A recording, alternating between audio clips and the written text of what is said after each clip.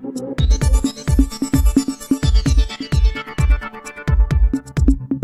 આપણે આવી પહોંચ્યા છે સોનગઢ અને સોનગઢ તાલુકાના ઉખલદા ગામેથી ત્રીજી વાર કાવડ યાત્રા નીકળી છે। આ કાવડ યાત્રા ઉખલદાથી પહોંચશે ગૌમુખ મંદિરે અને આ ત્રીજી વારની યાત્રા કહેવાય છે કે શ્રાવણ પવિત્ર શ્રાવણ માસનો પહેલો સોમવાર છે અને પહેલા જ સોમવારે મોટી સંખ્યામાં ભક્તજનો અહીંથી જઈ રહ્યા છે। નાના મોટા બાળકો વડીલો મહિલાઓ ગૌમુખ સુધી જઈ રહ્યા છે। ત્યારે આપણે એક મહિલા સાથે વાત કરવાની કોશિશ કરીશું।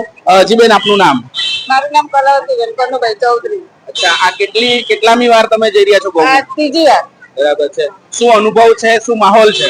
આ આદિવાસીના પેલા પરંપરા પ્રમાણે ધાર્મિક સાંસ્કૃતિક કાર્યક્રમ સાથે ધાર્મિકતા સાથે જોડાયેલા છે, એટલે લોકો પોતાની શ્રદ્ધા પ્રમાણે પદયાત્રા ગૌમુખ દર વર્ષે જાય છે। દર વર્ષે આ ત્રીજી વાર આપ જઈ રહ્યા છો? આ ત્રીજી વાર। અંદાજિત કેટલા કિલોમીટરની આ યાત્રા છે ઉખલદાથી? ઉખલદાથી આશરે 20-25 કિલોમીટર જેટલું। માહોલમાં કાવડ યાત્રાનું મહત્વ ઘણું બધું હોય છે અને છેક તાપી નદીનું જળ ગૌમુખ મંદિરે ચડવાનું છે ત્યારે એક કાવડ યાત્રી ભાઈ આપણી સાથે જોડાયા છે। જી, આપનું નામ? હું કોટાસિંહભાઈ દેવલેભાઈ વસાવા, રહેવાનું ઉખલ। શું યાત્રા વિશે શું કહેશો આપ? આ યાત્રા વિશે અમારા સમગ્ર આદિવાસી સમાજ, હિન્દુ સમાજને અમે આ એક સંદેશો આપવા જઈ રહ્યા છે કે આ ખરેખર હિન્દુઓ સંગઠિત થાવ, આદિવાસીઓ સંગઠિત થાવ અને આવા કંઈક ધાર્મિક કાર્યક્રમની અંદર ભાગ લે। અને આ યાત્રા 3 વર્ષથી ચાલી રહી છે, ઘણી મોટી સંખ્યામાં આપ જઈ રહ્યા છો, યુવાનોને શું કહેશો?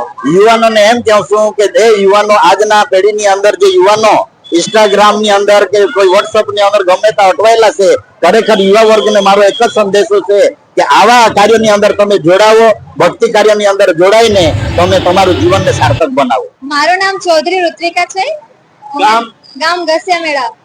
બેન, શું કહેશો આજે યુવા વર્ગ જે છે એ તો સોશિયલ મીડિયામાં જ અટવાયું છે, તેના વિશે શું કહેશો? હું એટલું જ કહેવા માંગુ છું કે આજના યુવા પેઢીને કે તમે ઇન્ટરનેટના જમાનામાંથી થોડા બહાર આવો અને ભક્તિના માર્ગે ચાલો। આજના યુવાઓ ઇન્ટરનેટમાં ઘણું ધ્યાન આપે છે, એના કરતાં થોડું ધ્યાન તમે ભક્તિભાવમાં લાવો તો થોડું કલ્યાણ થશે। આજના આદિવાસી સમાજને પણ હું એવું જ કહેવા માંગુ છું કે આપણે પ્રકૃતિ પૂજક છીએ, તો ભોળાનાથની આપણે ભક્તિ પણ કરીએ અને અમારી સાથે કાવડ યાત્રામાં જોડાવા તમને નિમંત્રણ આપું છું। બેન, કેવો અનુભવ કરી રહ્યા છો? આટલી દૂરથી કાવડ લઈને આવ્યા છો, હજુ 16 કિલોમીટર જવાનો જો પગપાળા, કેવું લાગી રહ્યું છે? હા, સરસ લાગ્યું છે, મજા આવતી છે। હું એટલું જ કહું છું કે આવો, તમે બધા આવો, અમારી સાથે કાવડ યાત્રામાં જોડાવો। એકવાર જોરથી ભગવાન શંકર ભગવાનનો જયનાથ બોલાવી દો। હર હર મહાદેવ કી જય। મારું નામ જિગ્નેશ ડોણવાલા, તાપી જિલ્લા ભાજપ પ્રમુખ છું, સુરત ડિસ્ટ્રિક્ટ પ્રોપર્ટી બેંગ્લોર। જિગ્નેશભાઈ, આદિવાસી સમાજના એક અગ્રણી તરીકે આજે શ્રાવણના પ્રથમ સોમવારે આદિવાસી સમાજ દ્વારા જે કાવડ યાત્રા કાઢવામાં આવી છે, અંગે શું કહેશો?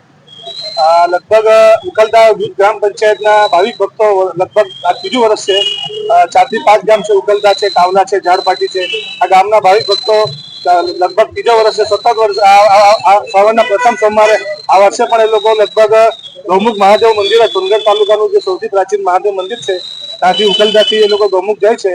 લગભગ 700 થી 800 ભાઈઓ બહેનો ભાવિક ભક્તો આ યાત્રામાં જોડાયા હતા।